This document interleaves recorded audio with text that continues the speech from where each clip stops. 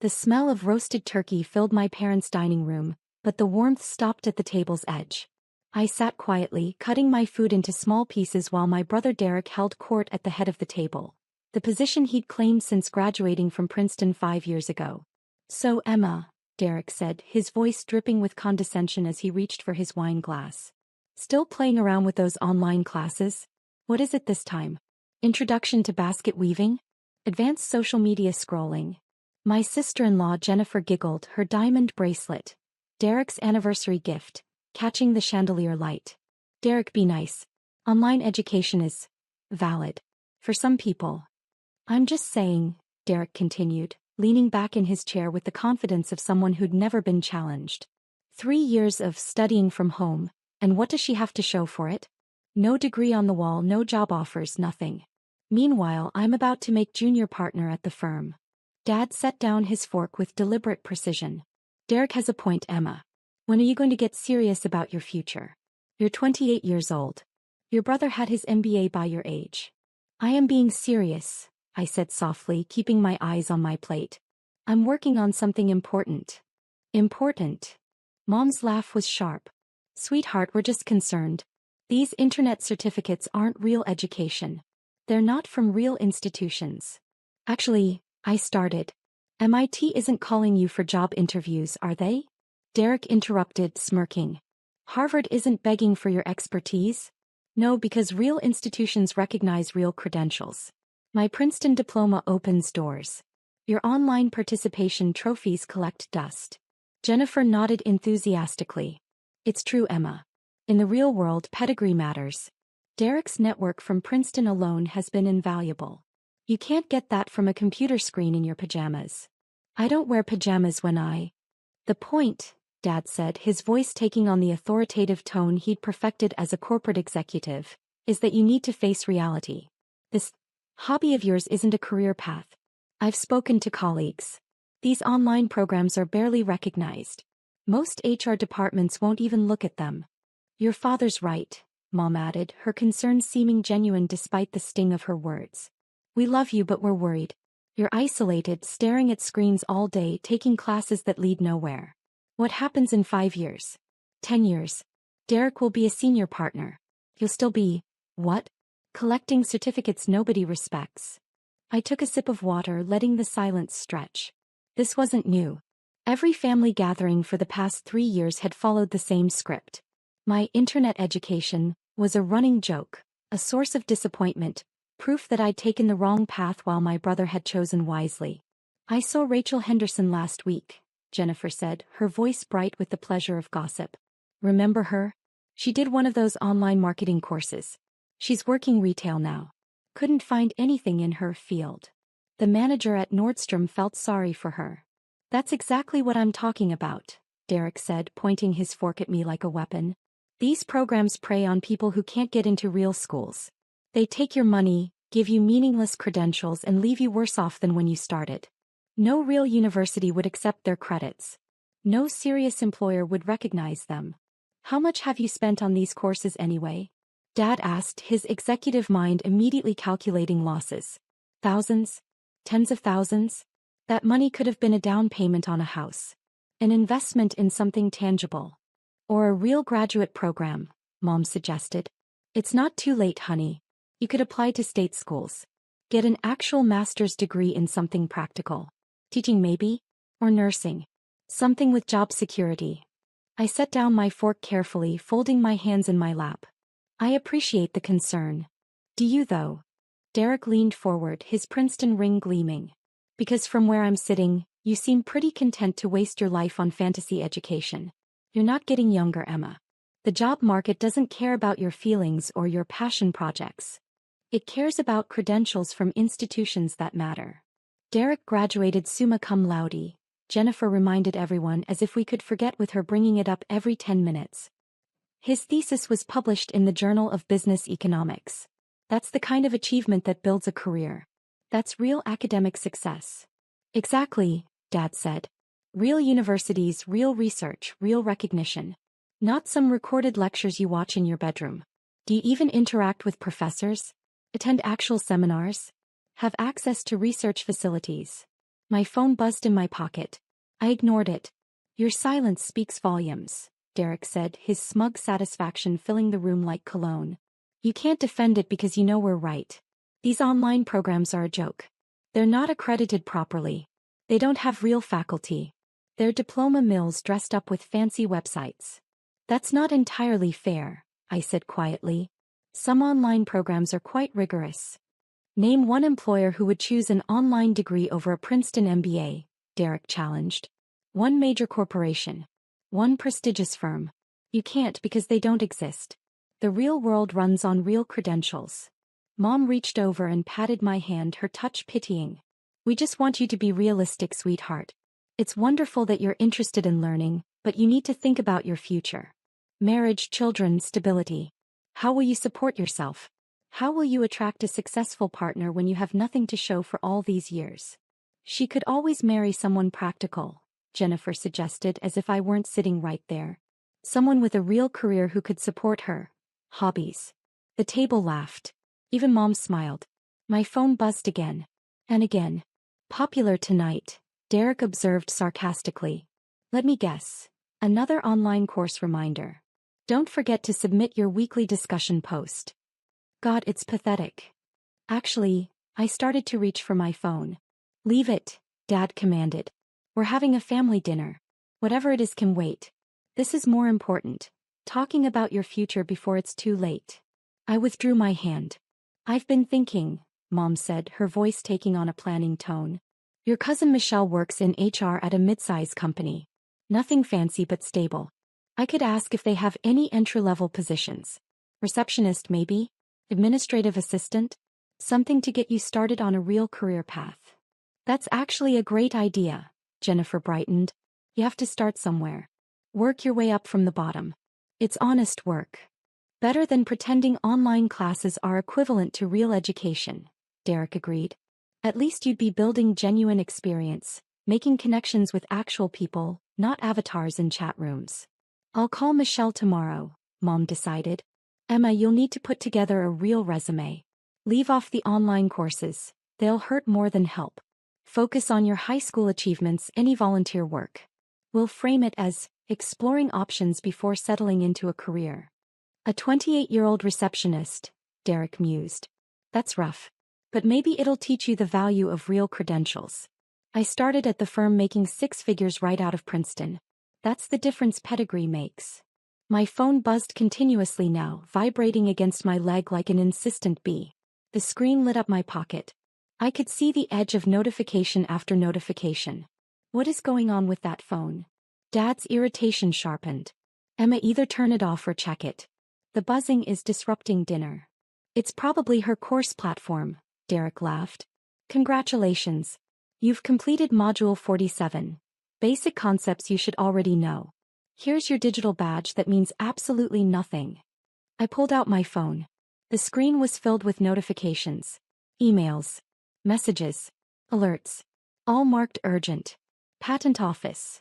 Immediate attention required. MIT Technology Review. Request for immediate comment. Stanford Technology Transfer Office. Time-sensitive matter. National Science Foundation. Urgent contact needed. What? I whispered, scrolling through dozens more. What is it? Mom asked. Is everything okay? I opened the first email, my heart suddenly pounding. The words blurred, then focused. Dr. Emma Chin. This is an official notification from the United States Patent and Trademark Office. Your patent application #US 2024-8847392, Quantum Enhanced Neural Network Architecture for Protein Folding Prediction, has been approved with breakthrough classification. This designation is reserved for technologies deemed transformative to national scientific advancement. Additionally, we have been contacted by multiple entities regarding licensing negotiations. Given the unprecedented nature of your innovation, we recommend immediate legal consultation. Emma. Dad's voice seemed far away. What's wrong? You look pale. I scrolled to the next email, my hands shaking.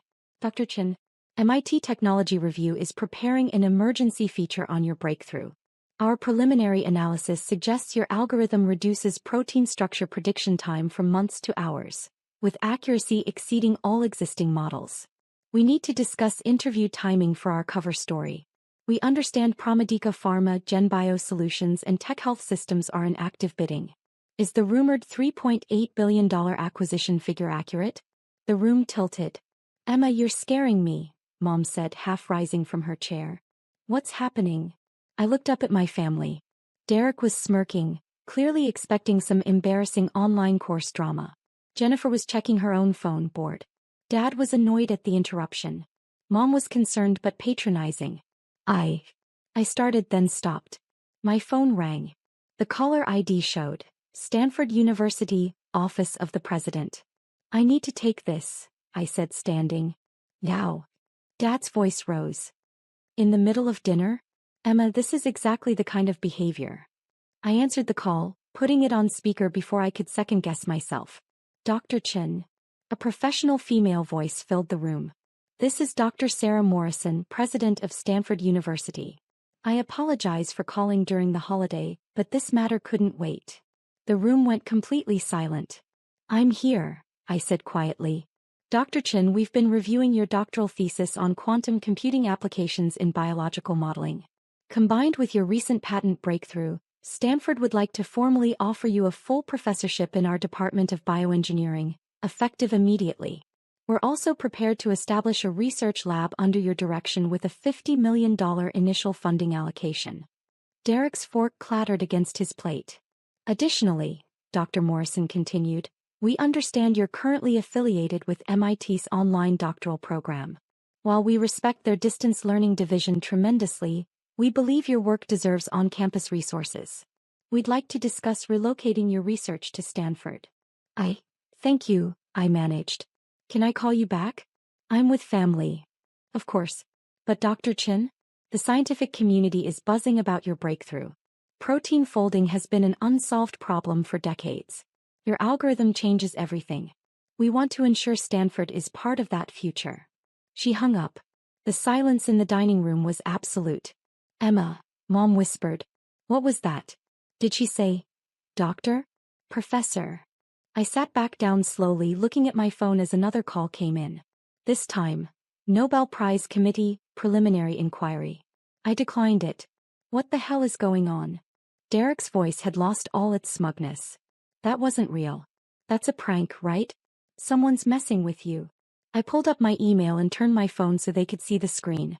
Official letterheads from Stanford, MIT, the Patent Office, the National Science Foundation, Nature Journal, Science Magazine, 3 pharmaceutical companies, 2 biotech firms. Protein folding? Dad leaned forward, his executive brain suddenly engaged. Emma, that's major pharmaceutical research. That's billions of dollars in potential drug development. I've been working on it for 3 years, I said softly. Through MIT's online doctoral program in computational biology. The one you all thought was a waste of time. You have a PhD? Mom's voice cracked. From MIT? Defending my dissertation next month. But they're calling me doctor based on the patent approval. It's somewhat premature, but given the circumstances. Wait, Derek interrupted, his face reddening. You're telling me you've been working on some billion-dollar patent? From your bedroom? Through online classes? Not just classes. MIT's distance doctoral program is fully accredited. Same faculty, same research standards, same degree as on-campus students. I worked with Dr. Raj Patel. You might know him, Derek, he won the Turing Award 2 years ago, and Dr. Lisa Wong from their quantum computing lab. Jennifer was frantically Googling on her phone. Oh my God. MIT Technology Review's website. The breaking news banner. Mystery PhD student solves protein folding problem that stumped scientists for 50 years. Let me see that. Derek grabbed her phone. His face went white as he scrolled. Jesus Christ. They're calling it the biggest breakthrough in computational biology this decade. ProMedica offered $3.8 billion for exclusive licensing rights. My phone rang again. ProMedica Pharma. I answered, keeping it on speaker. Dr. Chin, Mark Rodriguez, CEO of ProMedica Pharma. I'm calling personally to confirm our offer. $3.8 billion for exclusive pharmaceutical licensing rights to your protein folding algorithm, plus 15% royalties on all drug developments utilizing your technology. We estimate that's an additional $500 million annually once our pipeline launches. I haven't agreed to exclusive rights, I said, my voice steadier now. Several companies are interested. We can go to $4.2 billion, he said immediately. And 18% royalties. Dr. Chen, your algorithm could revolutionize drug discovery. Diseases we've struggled to treat for decades could have cures within 5 years. We want to be your partner in that mission. I need time to consider all options, I replied. My attorney will be in touch. Your attorney? He said. Dr. Chen, with respect, you need a team. This is beyond a single lawyer. You need patent specialists, licensing experts, pharmaceutical consultants. Do you have representation? Stanford's Technology Transfer Office has been helpful, I said. MIT as well. I'm not navigating this alone. Smart. Very smart. Dr. Chen, whatever you decide, what you've accomplished is extraordinary. The scientific community owes you an enormous debt. I hope we can work together. He hung up. I looked at my family. Derek had slumped in his chair, his Princeton confidence evaporated. Jennifer stared at her phone, scrolling through article after article about my breakthrough. Mom's hand covered her mouth. Dad's executive mask had cracked, revealing something like shock. $4 billion, Dad said slowly. Emma. $4 billion. The patent is worth more, I said quietly. The pharmaceutical applications alone could be worth tens of billions over time.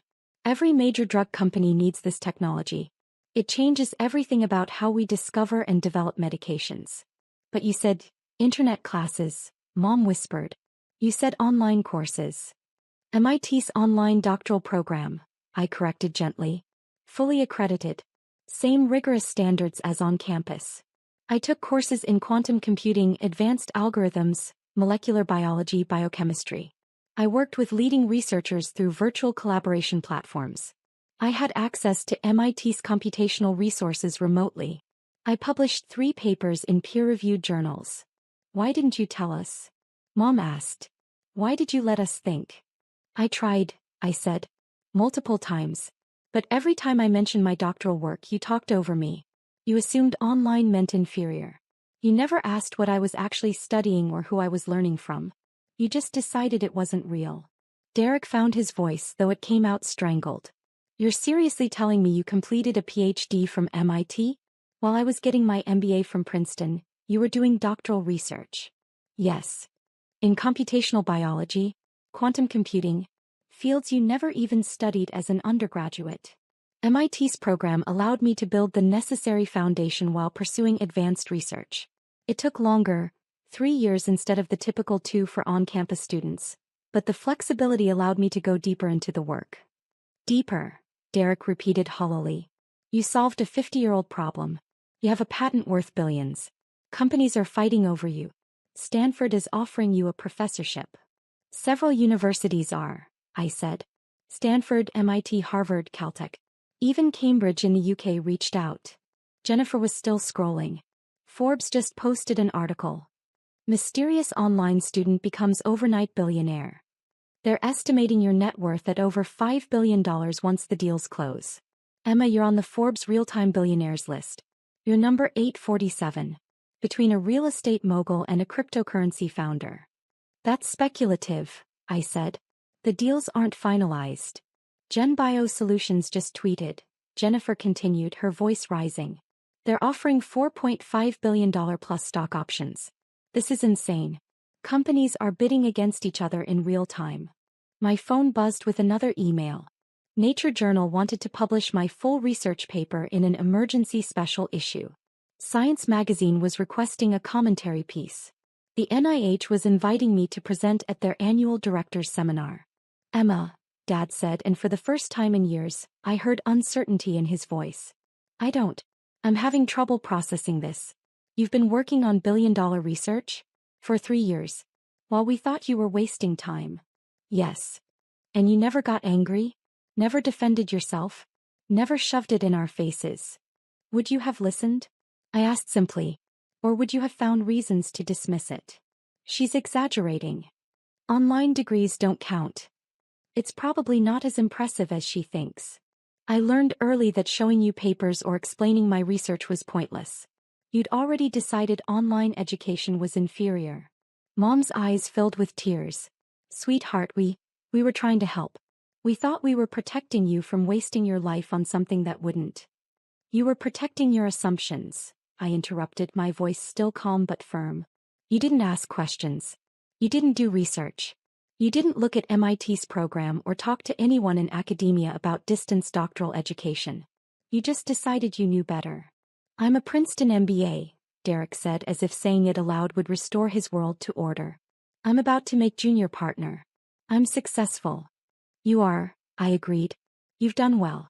Princeton is an excellent school. Your career is solid. But you're a billionaire, he said flatly. You have a PhD from MIT. You solved a problem that could change medicine forever. Stanford wants to name a research lab after you. I'm your sister who took online classes, I said. That hasn't changed. The education was always real. The work was always rigorous. You just couldn't see past your biases. Jennifer had moved on to social media. Twitter is exploding. Hashtag protein folding is trending. Scientists worldwide are calling this the breakthrough of the decade. There's a hashtag online PhD. People are sharing their success stories from distance learning programs. You're accidentally becoming the face of online education legitimacy. Another call. This time the White House Office of Science and Technology Policy. I let it go to voicemail. The White House. Mom said faintly. Emma, the White House is calling you. Probably about funding or policy implications, I said. The breakthrough has national science priority implications. They'll want to ensure American research institutions benefit. National science priority, Dad repeated. My daughter has work classified as national science priority. Our daughter, Mom corrected, but her voice was distant, shocked. My phone lit up again. A text from Dr. Raj Patel, my MIT advisor. Emma, the world just caught up to what I've known for 2 years. You're brilliant. Enjoy watching everyone else figure it out. Call me when you're ready to discuss next steps. Also, the Nobel Committee isn't joking. Start thinking about Stockholm. I showed them the text. Nobel Prize. Jennifer whispered. They're considering you for a Nobel Prize? It's preliminary, I said. They don't award it immediately. But protein folding is exactly the kind of fundamental science problem they recognize. Combined with the practical applications, potentially curing diseases, accelerating drug development, it fits their criteria. Jesus, Derek said. Jesus Christ. I mocked you. At Thanksgiving I told Uncle Robert you were unemployed and taking fake classes. I laughed about it. I said you'd probably end up working retail. You did, I confirmed. And the whole time you were doing this, you were working with Turing Award winners on research that could win a Nobel Prize. Yes. Why? His voice broke. Why didn't you shut me up? Why didn't you tell me to go to hell? You had every right to humiliate me. Because that's not who I am, I said. And because I didn't need external validation to know my work was valuable. Dr. Patel knew. Dr. Wong knew. My research collaborators knew. The peer reviewers who approved my papers knew. That was enough. But we're your family, Mom said, tears streaming now. We should have known. We should have asked. We should have believed in you. Yes, I said simply. You should have. A new email appeared. Harvard Medical School. $6 million research grant, no strings attached, just to continue my work. Berkeley. Full professorship plus the creation of a new interdisciplinary institute combining quantum computing and biology. Oxford. Named chair position with unlimited research funding. They're offering you everything, Dad said, reading over my shoulder. Every top university in the world wants you. They want my research, I corrected. They want to be associated with the breakthrough. That's how academic institutions work. Prestige follows groundbreaking work. What are you going to do? Jennifer asked. With all of it, the money, the offers, the attention.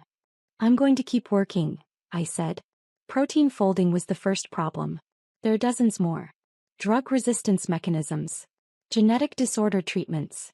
Personalized medicine algorithms. This breakthrough opens doors to solving problems we couldn't even approach before. So you'll take one of the professorships? Mom asked. Stanford? Harvard?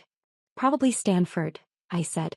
Their resources are excellent and California has a strong biotech ecosystem. But I'll maintain my MIT affiliation. They took a chance on me when I was just a random applicant to their online program. That loyalty matters. And the money? Dad's executive instincts surfaced. $4 billion. More if this bidding war continues. Emma, you need financial advisors, wealth management, tax specialists. Already arranged, I said. MIT's Technology Transfer Office connected me with people who specialize in academic patent commercialization. I've had preliminary consultations with 3 firms. I'll choose one this week. You've already planned this, Dad said slowly. You knew this was coming. I knew my research was solid, I said. I knew the patent application was strong. I didn't know it would explode quite this publicly or this fast, but yes, I've been preparing for success. That's what serious academics do. We plan for impact. Derek was staring at the table, his Princeton ring suddenly looking small and dull. I was so cruel to you. For years. Every family gathering. Every phone call. I treated you like a failure. You treated me like your assumptions about online education, I said. You never bothered to learn what I was actually doing. I'm sorry, he said, and the words sounded hollow even to him. That's not enough. I know it's not enough. But I'm sorry. I appreciate that, I said neutrally. Jennifer had put down her phone, her face pale. I told people about you. At Derek's firm events. At parties. I made jokes about your internet classes. I implied you were unsuccessful. Oh God, those people are all seeing the news right now. They're all realizing I was mocking a PhD student who just became a billionaire. Probably, I agreed. What do I even say? She looked genuinely distressed. How do I fix this? You don't, I said simply. You live with it. You learn from it. Hopefully you stop judging people's worth by whether their education matches your preconceptions. My phone rang again. Tech Health Systems. $4.8 billion offer final bid. I declined the call. You're not even answering? Dad said incredulously. That's nearly $5 billion. And it'll still be $5 billion tomorrow, I said. I'm not making decisions worth billions of dollars during Christmas dinner while in shock. That would be stupid. That's actually very wise, Dad admitted.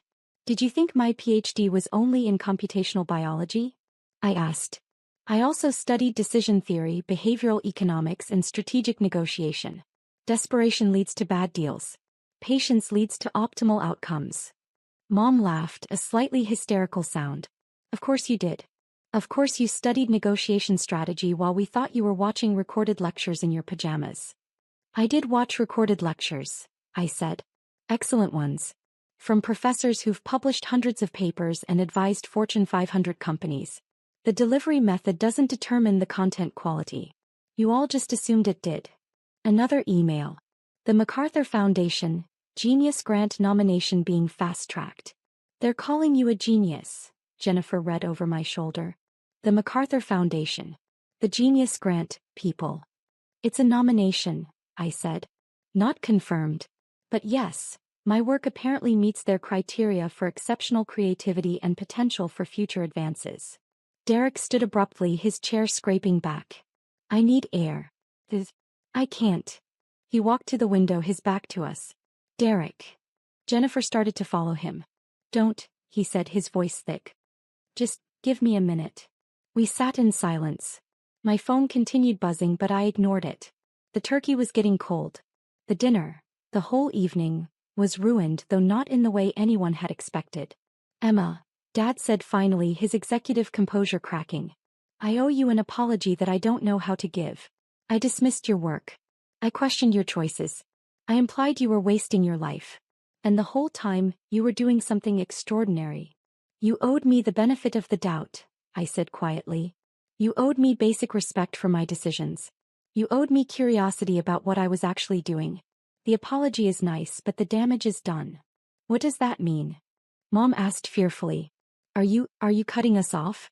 Ending contact? I don't know yet, I said honestly. Right now I'm angry. I'm hurt. I'm vindicated but also sad because my family spent 3 years mocking something they didn't understand. I need time to process what that means for our relationships. Please don't shut us out, Mom pleaded. We made mistakes. Terrible mistakes. But we love you. Do you? I asked. Or do you love the successful version of me? The billionaire PhD with the breakthrough patent? Would you love the version of me who completed the same work but whose patent didn't happen to be worth billions? What if my research had been important but not commercially valuable? Would you respect me then? Silence. That's what I thought, I said softly. Derek turned from the window, his face blotchy. For what it's worth, I respect you now. I see what you accomplished. I understand what you did. Now that there's a dollar figure attached, I said. Now that institutions are fighting over me. Now that my success is visible and measurable in ways you understand. But Derek, I was doing important work the whole time. The value didn't suddenly appear when the patent sold. It was always there. You just couldn't see it. You're right, he said, his voice breaking. You're absolutely right. And I have to live with that. I have to live with knowing I was cruel to my sister while she was changing the world. That's my burden, not yours. My phone buzzed with a text from a number I didn't recognize. Dr. Chin, this is Bill Gates. I got your information from MIT. Your work on protein folding is exactly what we need for the Foundation's disease research initiatives. Would you be open to a conversation about partnership possibilities? No pressure, just excited about the potential impact on global health. I showed them the text. Bill Gates, Jennifer said numbly. Billionaire Microsoft founder Bill Gates just texted you casually. Billionaires network with billionaires, I said with a slight smile. Apparently that's my peer group now. Jesus, Derek muttered. An email from Forbes. They wanted to interview me for their 30 Under 30 special issue, except I was 28 and they were considering creating a special category just for me.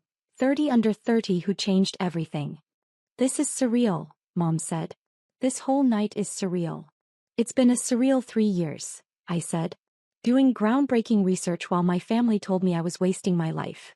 Knowing I was on the edge of something massive while being treated like an embarrassment. That was surreal too. We'll do better, Dad promised. Whatever it takes. Whatever you need. We'll support you going forward. Going forward is easy, I said. It's looking backward that's hard. How do I forget 3 years of contempt? 3 years of being the family failure? 3 years of having my work dismissed without anyone even asking what it was. You probably can't, Derek said quietly. And we probably don't deserve forgiveness. But maybe we can earn back a fraction of your trust? Over time. I looked at my brother, successful, confident Derek with his Princeton MBA and his junior partnership and his expensive wine. He looked smaller now, diminished not by my success but by his recognition of his own cruelty. Maybe, I said finally. But it won't be quick. And it won't be easy. And I'm not going to pretend the past 3 years didn't happen just because everyone's suddenly impressed. Fair, he said. More than fair. My phone rang. Stanford again. I should take this, I said standing. It's about the professorship details. Of course, Mom said quickly. Of course take it. We'll be here. I walked into the hallway answering the call. Dr. Morrison's voice was warm and professional, discussing lab space, graduate student allocations, research budgets. Behind me in the dining room I could hear my family's muffled voices, shocked, regretful, struggling to process the shift in their understanding of who I was and what I'd accomplished. The conversation with Dr. Morrison lasted 20 minutes. By the time I returned, the dining room had been cleared. My family sat in the living room, phones out, reading article after article about my breakthrough. They're calling you the Edison of computational biology, Jennifer said, looking up. This article says your algorithm could reduce drug development time by 60%. That's thousands of lives saved. Diseases cured faster. Emma, you're going to save lives. That's the goal, I said. That's always been the goal. Not the money? Dad asked. The billions. The money is nice, I admitted. It means security, freedom, the ability to fund research without constant grant applications. But the work is what matters. Solving problems that improve human health. That's why I chose this field. Through online classes, Mom said, and this time there was wonder in her voice instead of contempt. You changed the world through online classes. Through a rigorous doctoral program that happened to be delivered online, I corrected. Through collaboration with brilliant researchers. Through access to computational resources and peer-reviewed publication. Through thousands of hours of work. The delivery method was just logistics. We completely missed it, Dad said. We saw online, and stopped listening. We didn't see the MIT affiliation, the caliber of faculty, the research standards. We just saw our biases confirmed. Yes, I said. You did. What happens now? Derek asked. With us, I mean. With the family. I don't know, I said honestly. Tonight I'm going to my hotel. I booked a room before dinner in case things went badly, which they did, just not in the way I expected. Tomorrow I fly to Palo Alto to meet with Stanford. Next week I have meetings with pharmaceutical companies, my attorneys, and the technology transfer offices at MIT and Stanford.